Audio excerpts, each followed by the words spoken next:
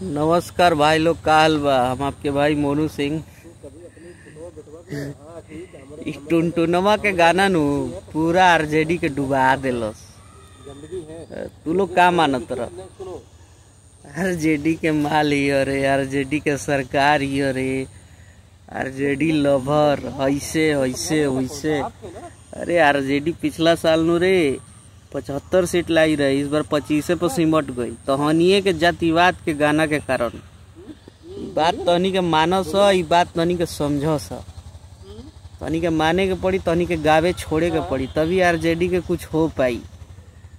इस बार तो साफ हो गलो सब, पूरा पूरा साफ हो गलो सब, तनिको ना बचलो सब भाई। टुनटुन लाल यादव अतना हिरान पर गाना गईले बा, मतलब पूछो मत।